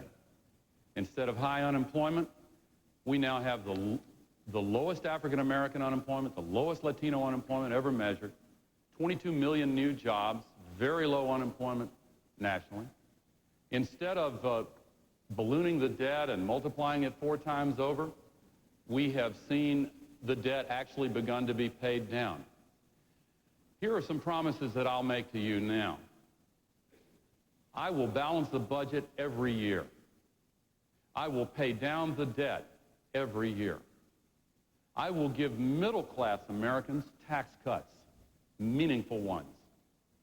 And I will invest in education, health care, protecting the environment, and retirement security. We both made promises in this campaign. I promise you I will keep mine. Let me tell you about one of the governors. He has promised $1 trillion out of the Social Security Trust Fund for young working adults to invest and save on their own. But he's promised seniors that their Social Security benefits will not be cut, and he's promised the same $1 trillion to them So this is the show me state. Reminds me of the line from the movie, Show Me the Money. Which one of those promises will you keep and which will you break, Governor? Governor Bush? Thank you for your question. There's an old high school debating trick, which is to answer something and then attack your opponent at the end. You asked about promises. You were promised that Medicare would be reformed and that Social Security would be reformed. You were promised a middle-class tax cut in 1992. It didn't happen. There's too much bitterness in Washington. There's too much wrangling. It's time to have a fresh start. One of the reasons I was successful as the governor of Texas is because I didn't try to be all things to all people. When I campaigned in a race, a lot of folks didn't think I could win, including, by the way, my mother. I said I'd do 4 things: tort reform, education reform, welfare reform, and juvenile justice reform. And I won, and I had the will of the people in my state behind me. And then I brought folks together to get it done. And that's what we need, I think, in this election. To me, that's what it's all about. I know this, and I'm sure your 6th grade kids are listening, because these guys will say anything to get elected. But there's a record, and that's what I hope people look at. And one of my promises is going to be Social Security reform, and you bet we need to take $1 trillion out of that $2.4 trillion surplus. Now remember, Social Security revenue exceeds expenses up until 2015. People are going to get paid. But if you're a younger worker, if you're younger, you better hope this country thinks differently. Otherwise, you're going to be faced with huge payroll taxes or reduced benefits. And you bet we're going to take $1 trillion of your own money and let you invest it under safe guidelines so you get a better rate of return on the money than the paltry 2% that the federal government gets for you today. That's one of my promises. But it's going to require people to bring both Republicans and Democrats together to get it done. That's what it requires. There was a chance to get this done. There was bipartisan approach, but it's been rejected. I'm going to bring them together. Both of you on this subject. There are other questions that also go to this skepticism, not necessarily about you, but all people in politics. Why is that? Well, first of all, Jim, I'd like to respond to what the governor just said, because the $1 trillion that has been promised to young people has also been promised to older people, and you cannot keep both promises. If you're in your mid-40s, under the governor's plan, Social Security will be bankrupt by the time you retire if he takes it out of the Social Security Trust Fund. Under my plan, its solvency will be extended until you're 100. Now, that is the difference. And the governor may not want to answer that question. He may want to call it a high school debating trick. But let me tell you this. This election is not about debating tricks. It is about your future. The reason Social Security, he says it gets 2%. You know, it's not a bank account. It also that just pays back money that's invested. It is also used to give your mothers and fathers the Social Security checks that they live on. If you take $1 trillion out of that Social Security Trust Fund, how are the checks going to be, how are you going to keep faith with the seniors? Now, let me come directly to your question. I think we have to go to the closing statements. And, well, can I answer that? One reason people are skeptical is because people don't answer the questions they've been asked. The $1 trillion comes out of the surplus so that you can invest some of your own money. There's just a difference of opinion. I want workers to have their own assets. Who you trust, government or people? Right. Now we're going to go to closing statements. Right. Vice President Gore, you're first. Thank you very much, Jim, and I'll begin by answering your questions. Your last question. I believe that a lot of people are skeptical about people in politics today because we have seen a time of great challenge for our country since the assassination of our best leaders in the 60s, since the Vietnam War, since Watergate, and because we need campaign finance reform. I'd like to tell you something about me. I keep my word. I have kept the faith. I've kept the faith with my country. I volunteered for the Army. I served in Vietnam. I kept the faith with my family. Tipper and I have been married for 30 years. We have devoted ourselves to our children and now our nearly 1.5-year-old grandson. I have kept the faith with our country. 9 times I have raised my hand to take an oath to the Constitution, and I have never violated that oath. I have not spent the last quarter century in pursuit of personal wealth. I have spent the last quarter century fighting for middle-class working men and women in the United States of America. I believe very deeply that you have to be willing to stand up and fight no matter what powerful forces might be on the other side. If you want somebody who is willing to fight for you, I am asking for your support and your vote, and yes, your confidence and your willingness to believe that we can do the right thing in America and be the better for it. We've made some progress during the last 8 years. We have seen the strongest economy in the history of the United States, lower crime rates for 8 years in a row, highest private home ownership ever. But I'll make you one promise here. You ain't seen nothing yet, and I will keep that promise. Governor Bush, 2 minutes. Well, Jim, I want to thank you and thank the folks here at Washington University and the Vice President. Appreciate the chance to have a good, honest dialogue about our differences of opinion. And I think after the 3 debates, good people of this country understand there is a difference of opinion. It's the difference between big federal government and somebody who's coming from outside of Washington who will trust individuals. I've got an agenda that I want to get done for the country. It's an agenda that says we're going to reform Medicare to make sure seniors have got prescription drugs and to give seniors different options from which they can choose. It's an agenda that says we're going to listen to the young voices in Social Security and say we're going to think differently about making sure we have a system, but also fulfill the promise to the seniors in America. A promise made will be a promise kept, should I be fortunate enough to become your president. I want to rebuild the military to keep the peace. I want to make sure the public school system in America fulfills its promise so that no child, not one child, is left behind. And after setting priorities, I want to give some of your money back. See, I don't think the surplus is the government's money. I think it's the people's money. I don't think the surplus exists because of the ingenuity and hard work of the federal government. I think it exists because of the ingenuity and hard work of the American people. And you ought to have some of this surplus so you can save and dream and build. I look forward to the final weeks of this campaign. I'm asking for your vote. For those of you for me, thanks for your help. For those of you for my opponent, please only vote once. But for those who have not made up their mind, I'd like to conclude by this promise. Should I be fortunate enough to become your president, when I put my hand on the Bible, I will swear to not only uphold the laws of the land, but I will also swear to uphold the honor and the dignity of the office to which I have been elected. So help me God. Thank you very much.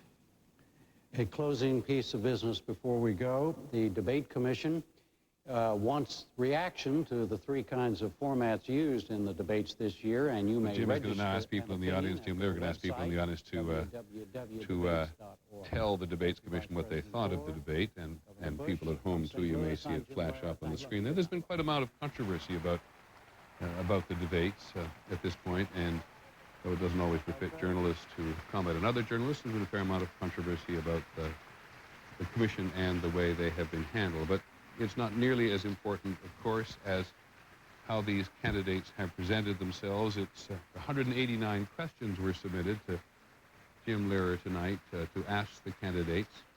They covered education and health care. They covered social. You've watched the debates. You know all of the subjects they covered, and you may think that they did not cover some. I'm going to ask my colleagues who are in the hall in St. Louis to give us some initial observations, and then we will hear from some people who also say they have not made up their minds at this point to see how they looked at this. Let me go first to George Stephanopoulos. George, I think that Mr. Gore's campaign will be fairly happy, at least with the fact that he performed tonight as they had wanted him to perform.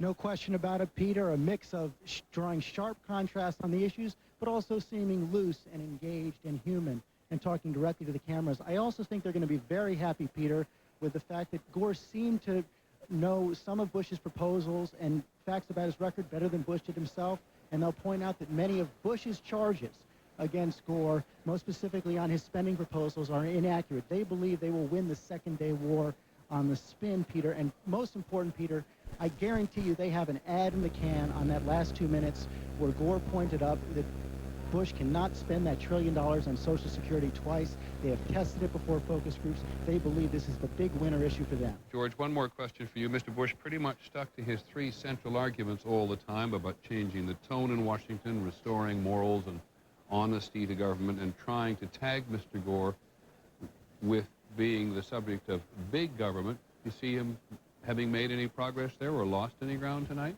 Well, it's hard for me to say exactly, Peter. I think there's a chance he may have lost some ground because when Gore was questioned about it, he was able to say quite firmly, Bush's charges are absolutely wrong. And I do believe that Gore will be right, that when the charge that Gore spends 3 times as much as President Clinton is analyzed, it will seem to be more of a partisan analysis than an impartial analysis. All right, let me go to Terry Moran, who's also there with you in St. Louis. He covers Mr. Gore for us. Terry, among other things, some observations about tone, tension, style? Well, Peter, it occurred to me watching Al Gore that a lot of his top aides will tell you that he is an inconsistent candidate on the stump. One day he's good, one day he's bad. We've seen that in the debates. But they will also say in crunch time, he comes through. He did it against Ross Perot. He did it against Jack Kemp. And tonight, Al Gore was the best he can be on the campaign trail. Whether you like what you saw tonight or whether you don't like what you saw tonight, that is Al Gore. That's what he is best at in these town hall meetings. He was certainly forceful without being overbearing. This was clearly his best debate. And it may be worth pointing out that this is Crunch 3, so Crunch 1 and Crunch 2, the first and second debates. He was not deemed by a great many people to have done as well. Dean Reynolds in St. Louis, who covers Mr. Bush. Well, Peter, I'm struck by the difference in Governor Bush tonight. I mean, I don't know whether he was off his stride because of the directness of Vice President Gore as he approached him at one point during the debate, or whether he was just having an off night, but boy, he sure did not seem relaxed. The contrast was striking with last week where he seemed to be exuding confidence. Tonight he just did not seem to be the same candidate. On at that one occasion at 10:15 when he seemed to almost ask Jim Lehrer for help to intervene as the question turned to affirmative action. I thought he had one high point during the evening when he said that if you want to change the tone in Washington, you should have someone there who tells the truth. Dean, I wonder if you think, because you cover him so often, whether or not you think he is as uncomfortable in the town hall meeting as Mr. Gore appears to be comfortable. I've seen him in the town hall meeting, I don't know how many times, and he's very comfortable. I think people with the campaign will be flummoxed by his performance this evening. He seemed, as I said, uneasy, and he certainly was far from the best I've ever seen him in this format. Okay, thanks very much, Dean Reynolds, Terry Moran, George Stephanopoulos. We'll come back for one final question to George, but when we return after this commercial break, we're going to see what a group of voters in Ohio thinks, who tell us that they have yet to make up their minds between the two candidates. I hope you'll stay with us.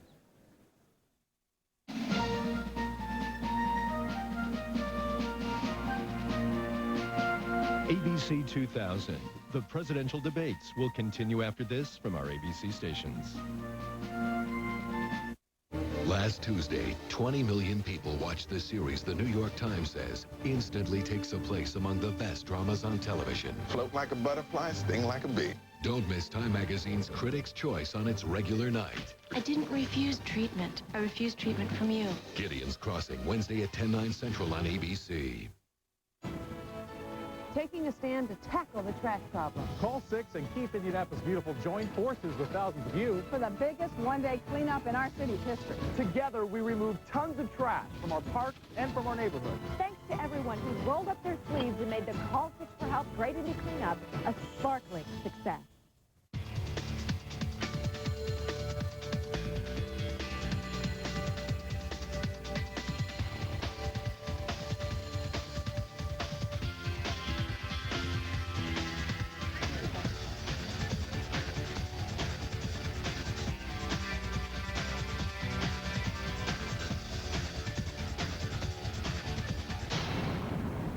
The Mercury Sable at your Mercury dealer now. Now get the classic taste of the Big Mac and medium fries for just $2.22. Or get our hearty quarter pounder with cheese and medium fries for $2.22. Only one furniture store can give you this much beauty for such a small price. Value City Furniture. You just can't do any better. Introducing the 2001 Hyundai Accent. It comes with the freedom of the Hyundai Advantage, America's best warranty plan. I don't have to worry about my car because I'm covered under the 10-year warranty. And the Accent has the standard features you want. At just $8,934, this is one new car that's very easy to drive home. See Butler on North Keystone, Palmer on West 38th, or Indy Hyundai on Highway 31 South. Jennifer hits Hollywood without Puffy. A Sheen family battle royale. Plus, latest Liz Hurley controversy. Next, Access Hollywood. Access Hollywood at 7 on RTV6. ABC 2000, the third presidential debate continues. Once again, Peter Jennings. Well, first of all, what you probably know, Governor Bush holds a slight edge in this election so far, but the race is extremely close. But just before we talk to our independent voters, here's how it looks in terms of electoral votes. According to our count, Mr. Bush has 205 electoral votes from safe and leaning to him states. They're in the red and light red. To Vice President Gore's 204 votes from safe and leaning to him, they're in the blue and the light blue. This week, we moved Ohio with its 21 votes, its 21 electoral votes, from a toss-up to leaning to Mr. Bush. And tonight, that is where two pollsters have gathered some voters who tell us they've not yet made up their minds, who are either undecided or firmly committed. We asked them to watch the debate. We again want to emphasize this is not a scientific poll, but Linda Douglas is with this group at Ohio State University in Columbus to see what they thought. Linda. Peter, this is a very animated group. They really reacted to all the back and forth between Bush and Gore. We asked them, by the way, who they think they're going to vote for. They're evenly divided between Bush and Gore. But let's go to you, Robert, in the front row, and tell us if your mind was changed by anything or any candidate that you saw tonight. Yes, it was. I think that Al Gore, it was basic rhetoric. For Bush, it was very trustworthy, honest, and credible. Okay, and we had a different view. If we can pass the mic in the second row to Steve. What was your different reaction to Roberts? Actually, I felt that Vice President Gore did an excellent job of showing what a leader he is, but and probably out-debated him, but he didn't really answer any of the questions. I found very disappointing. Which is one of the points made in the debate. Now, Barbara, you were on the fence also. You were concerned about Bush's heft going into this, but what did you think after it was over? Actually, Bush kind of swayed me. I think he was humble, showed that he could be more of a soft leader. I thought Gore came across too aggressive, and I'm afraid that that's how he's going to try to push things through and deal with the country and the foreign policy. Now, let's go to Jim in the back row. Jim, one of the things you said earlier that you wanted to see was a demonstration of leadership qualities of some kind. So what did you see tonight? Well, what I saw tonight was that Vice President Gore went out, was aggressive, and he showed that he was going to get some of these things done. He came up with specifics that I wanted to hear. As for Governor Bush, still no numbers. They were just, well, yeah, I'm going to, but nothing specific. So the vice president in this case appeared to me to be quite the man of leadership, at least tonight. Now, let's pass the mic down to Pat here in the second row. There was kind of an ideological point that got to you tonight. Tell us what that was.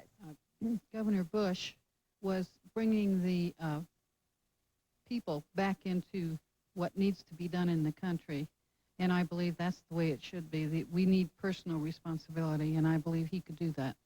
And you were also talking about this discussion of large government versus small government? Yes, absolutely.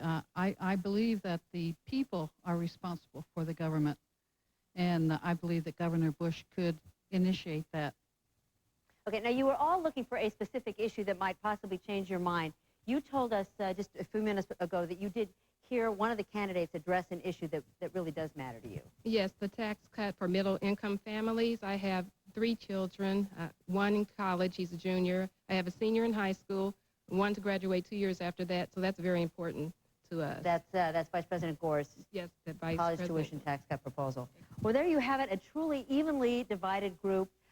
people who still say they can change their minds before this is over, and they've all told us that they've got a little bit from Bush and a little bit from Gore that they like, and now they're trying to blend it together into one candidate they want to vote for, Peter. No, thanks very much, Linda. I appreciate it very much. Just want to reaffirm to people at home that there's nothing scientific about this at all. And you got 4 for Mr. Bush that time and 2 for Mr. Gore, but quite frankly, it was only the 6 people we asked, and it was a larger group than that. And when we come back, we'll see whether or not that result is matched by an instant poll that we do on occasions like this, and we'll talk to Sam Donaldson in Washington and Cokie Roberts. Hope you'll stay with us. ABC 2000, the presidential debates. Brought to you by Enron. Welcome, analysts. This was a challenging fiscal year for the company. Due to unpredictable weather, earnings are down. Welcome, analysts. But as everyone knows, you can't predict the weather.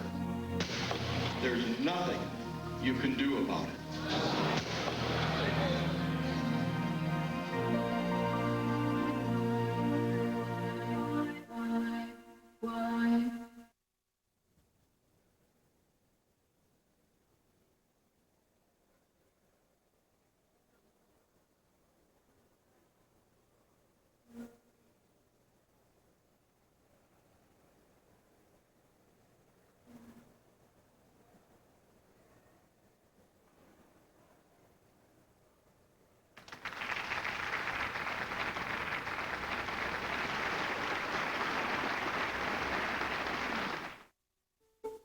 Where do you find inspiration?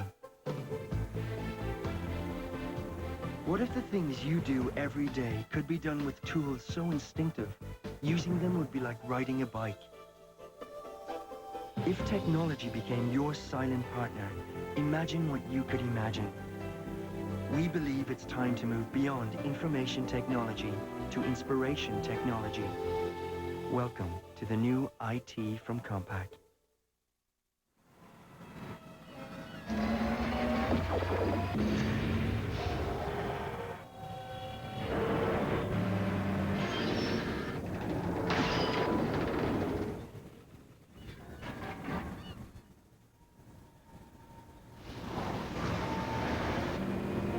Introducing the new 200-horsepower Chrysler Seabrings. Sedan, convertible, and coupe. They beg to be driven. Wednesday, wait till you see what Drew and the gang were like back in high school. I think Drew was a dork. It's the Drew Carey High School Flashback event. Then the wait is finally over.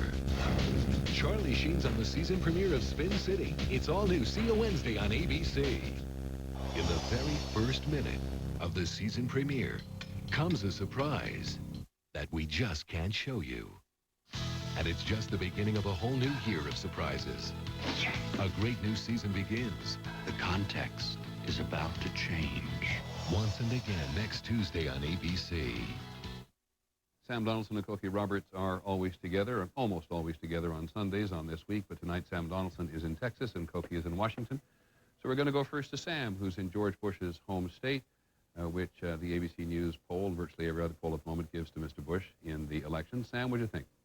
Well, Peter, Vice President Gore probably hit the stride his people hoped he would hit tonight. First debate, he was too hot. The second debate, he was too cool. Tonight, he was much closer to the kind of debater they'd like to see. Of course, there was a moment or two when the old Gore came out, particularly on affirmative action. Governor Bush wouldn't answer the question. Gore kept demanding he answer the question. That speaks volumes, said Gore gratuitously when he didn't, and Bush got to say, well, you'd think he'd keep the rules. But aside from that, the problem Gore had tonight was Governor Bush, and I agree with the idea that he wasn't as tight and good as he was last week. Governor Bush didn't make any huge mistakes. So Gore didn't have that kind of gap. And secondly, Peter, let's face it, not as many people were watching tonight. There were fewer people watching the second debate. People were watching the American League playoff championship game tonight, I'll bet you. And so he doesn't have the kind of audience he needed to do tonight in the first debate to set the tone. It may be too late for him now. Sam, I don't mean to be glib, but it's 4-3 Seattle in the 6th inning. And, and I wonder how much buzz there is down in Texas about the election? Because it's clear in the Gore campaign they're going to hammer Mr. Bush as hard as he can. Yeah, well, of course, depending on who you talk to in Texas, all the Republicans and people who voted for Governor Bush thinks it's an outrage, and the other side think it's right on. I don't think the campaign is going to turn on Election Day on the Texas record, although the vice president hopes to make that an issue. I think the campaign will probably turn, Peter, on what I've said all along. Who do you like? Who do you trust? Who's your kind of guy? Issues are important, but it's the tone these two project. And I think tonight, while Vice President Gore projected a better tone, there's a big gap to make up, and Governor Bush was still in there. So when you heard the uncommitted voters out there in Ohio giving Mr. Bush the kinder and gentler vote, at least the 4 out of the 6, were you surprised? No, I think that people are committed to one or the other, and they see what they want to see. If you like Gore going in, you like Gore coming out, vice versa for Bush. I think that the question of the uncommitted voters, we can't tell yet. The next 2 or 3 days, people will decide about this particular debate. But I think it's going to go down to the wire. Peter, I think on the weekend before the election, people will make up their mind finally, and one guy will win. Thanks very much, Sam. Let us now go to that place that Governor Bush speaks so ill of this evening, Washington. Koki, your observations. Well, he says he wants to make it a nicer place. But look, what we've learned over the last couple of debates, Peter, is that it's not necessarily what we all say tonight or what the focus groups say tonight or what the instant polls say tonight. It's what happens over the next couple of days that seems to make a difference. And after the first debate, the Bush campaign had a couple of great days of saying that Al Gore had been exaggerating, all this serial exaggeration, all of that, and his tone. And then after the second debate, the Gore campaign was poised to have a couple of great days talking about Texas and tying it to Bush's proposals for this campaign. But what happened? Disaster in the Middle East, the USS Cole pushed off the front pages into the back of our broadcast. So they didn't have those couple of days. I think we have to wait and see what the next couple of days bring and how people are reacting. And I have to say, we have to see what the late-night comedians are saying as well, because sometimes they have a lot more effect than any of us political analysts. Okay, I think we've all agreed that there is a sort of Sinkian factor after these debates, and people may take into account the spin that the press, to some extent, and certainly the campaigns give this. But I think I'm hearing from both you and Sam that despite the appearance of Mr. Gore having a better town hall performance, didn't move it enough. I think that's probably the case. And there were some moments, certainly Bush seemed a little sleepy tonight, but there were some moments when Gore sort of approached the audience and there was a cringe factor of, don't get in my face so much. And that's what we heard from that focus group. Now, that is Ohio, where people tend to be nice. And so it might have different effects on the coast, but Gore has the coast. He needs the middle of the country, and the reaction there was a little bit of a cringe factor. Many thanks, Koki Roberts and Sam Donaldson. In just a moment, we'll have the results of the ABC Snap poll, which is scientific, and a couple of final comments from the people who cover the candidates in a very direct basis. Hope you'll stay with us.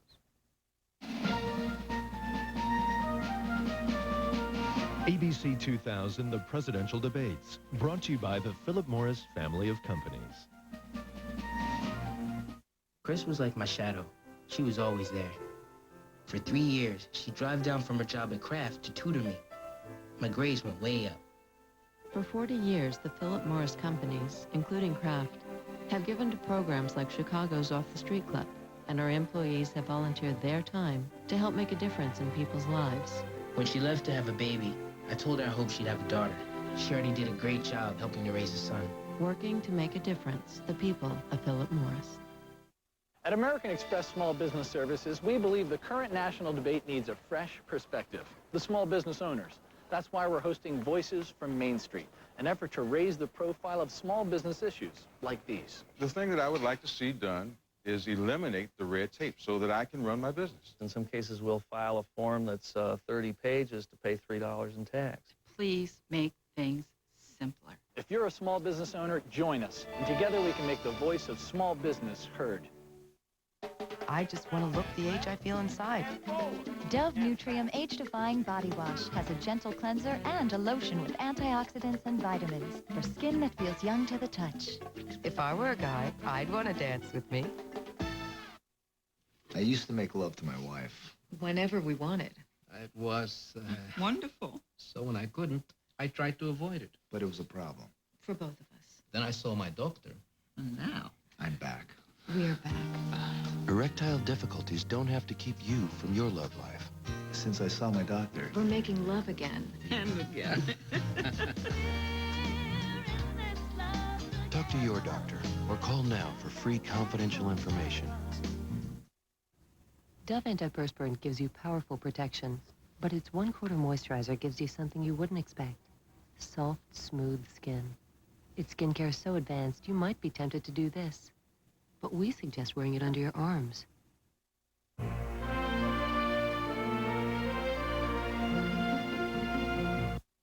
The last great debates in late night with actress Mercedes Rule, Representative Asa Hutchinson, authors Susan Estridge and Joe Queenan. Politically Incorrect with Bill Maher tonight. His 21st birthday, he drank himself to death. So how will your child celebrate their 21st? Primetime's cameras catch what your kids would never tell you. Thursday. Friday, for years, only a few have known the secret life of Jacqueline Kennedy Onassis. Now, her only sister breaks her silence. Finally, the truth. 2020 Friday. We love to see you smile. At McDonald's, you can celebrate a different way every single day. Because we're serving up all kinds of surprising tastes that are fast becoming crowd favorites. Now get the classic taste of the Big Mac and medium fries for just $2.22. Or get our hearty quarter pounder with cheese and medium fries for $2.22. We love to see you smile. 2 great tastes, just $2.22 each. Again, did a poll of registered voters who watched the debate, and here is what it looks like. 41% thought Vice President Gore won, and 41% thought Governor Bush won, and 14% of those people we talked to called it a tie. We also asked whether the debate affected their choice, and here you can see support for Mr. Gore among viewers 40% before the debate and 42% after it. Support for Mr. Bush 53% before the debate and 53% afterwards. And the head of our polling unit says the implication in part in that latter number is that more Republicans may have tuned in this evening than Democrats. Want to go back to George Stephanopoulos and my 2 colleagues in St. Louis again for a second to just get some impression of what you think, George, first of all, tomorrow holds. Well, I think tomorrow the horse race may not change, Peter. The big themes may not change, but there is a big new issue on the table, this issue of Social Security reform. I believe Vice President Gore will go to Iowa, will repeat his attack on the Bush plan, and then say that Bush's only response to the Gore plan was that he can't afford it. He'll say that's not enough. Quick comment from Terry Moran, who covers Mr. Gore. Peter, that charge is going to be part of a broader theme you're going to hear from Al Gore, that prosperity itself is on the ballot. What the Gore campaign wants to do is get voters to feel an urgency about this choice and portray Governor Bush as a risky choice. Thanks very much, Terry Moran. Dean Reynolds, a couple seconds from you. Well, Peter, I think they'll spend the next day or two happy that the governor got through these debates without any major problems. And I think they will spend tomorrow dispelling any notion that he was off stride today. Thanks very much to all of you. Stay tuned to ABC News. Our political coverage continues on abcnews.com. Hope you'll join us for World News Tonight. Tomorrow, I'm Peter Jennings. Good night. For continuing coverage, stay with ABC News and abcnews.com. This has been an ABC News special, The Presidential Debates.